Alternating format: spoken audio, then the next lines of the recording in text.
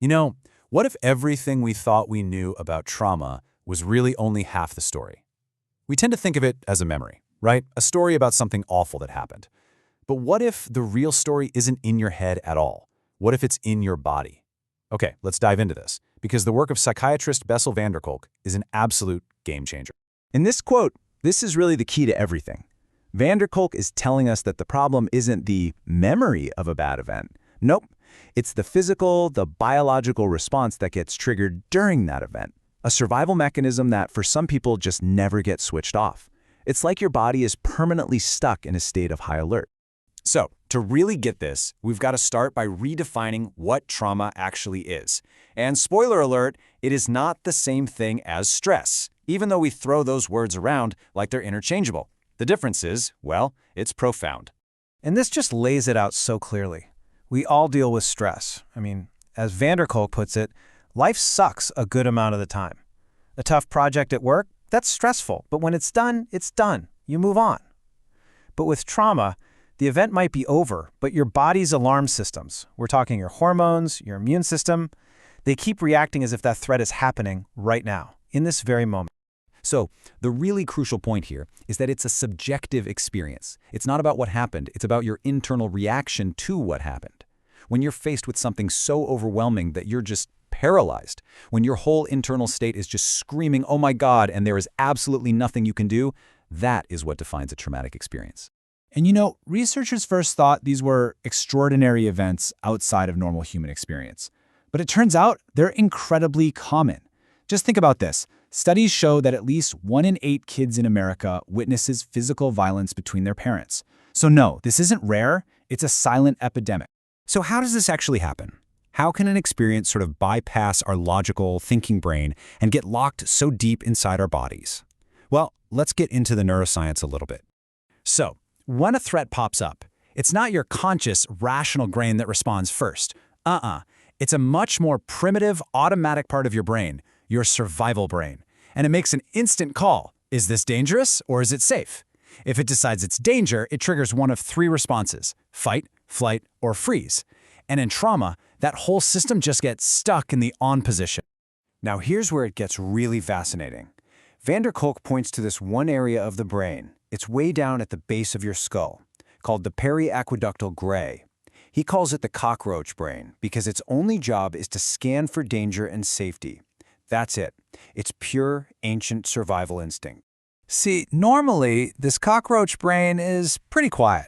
But for a person who's been traumatized, it stays hyperactive. It's constantly sending out these signals from deep inside that just say, "I am not safe." This creates this persistent underlying feeling of being in danger, and you end up spending enormous amounts of energy just trying to keep it together. And this isn't just a feeling. It's not all in your head. The body's constant state of alarm has absolutely devastating physical consequences. We're talking about abnormalities in your immune and endocrine systems, which can lead to chronic pain, autoimmune diseases, all sorts of long-lasting health problems.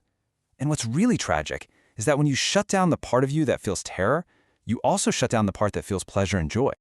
Okay, so if the problem is rooted in these primitive, nonverbal parts of the brain, well, it raises a really big question, right?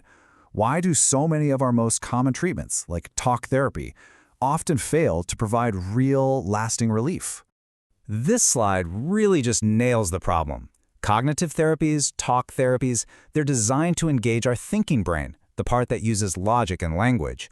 But the trauma isn't stored there. It's held in that deep, nonverbal animal part of the brain. So trying to talk it out is basically like trying to have a reasonable conversation with that cockroach brain. It just doesn't work that way. And look, Kolk is speaking from direct experience here. He conducted some of the very first studies on using medications like Prozac for PTSD, and what he found and published in major journals was that they just weren't very effective. Sure, they might dull the feelings a bit, but they don't actually resolve that underlying physiological state of alarm. But this is where the story takes a hopeful turn. Because if the trauma is in the body, then the healing also has to involve the body. And a whole new wave of therapies is proving that to be true, by working to teach the body that the danger is finally over. So, One of the first therapies that really opened Vander Kolk's eyes was EMDR. It sounds a little strange, but by having a person recall a traumatic memory while following a therapist's fingers with their eyes, it seems to help the brain's hemispheres talk to each other and reprocess the whole event. This changes its emotional charge, allowing you to finally see it for what it is, something that happened in the past, not a threat that's happening now. Yoga has also shown just incredible results. In fact, some studies found it was more effective than any of the drugs they tested. And why is that?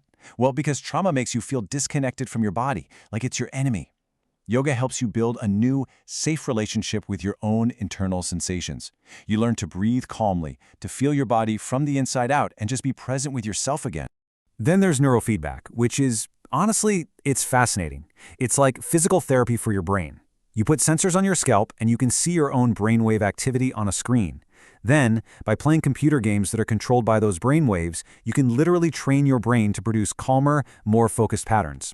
You're basically resetting that hyper-alert state that trauma creates. And finally, there are the carefully controlled clinical studies on MDMA-assisted psychotherapy, which are showing truly remarkable results. Now, to be super clear, this is not about a party drug. In a safe therapeutic setting, it seems to temporarily quiet the fear response in the brain, and this allows people to revisit their most painful memories, not with terror, but with a profound sense of self-compassion, completely transforming their relationship to what happened to them. So, the crucial point of all these body-based therapies is this. The goal isn't to erase the past. You can't. It's to help your body finally understand, on a deep physical level, that the threat is gone. It's about becoming the owner of your own life again, where the past is just an experience you had, not the thing that defines who you are today. And that really leaves us with a powerful final thought. Maybe true recovery isn't about fighting with your memories. Maybe it's about reclaiming your own body, calming your own nervous system, and finally, feeling safe enough to experience the pleasure and joy of being fully alive, right here, right now.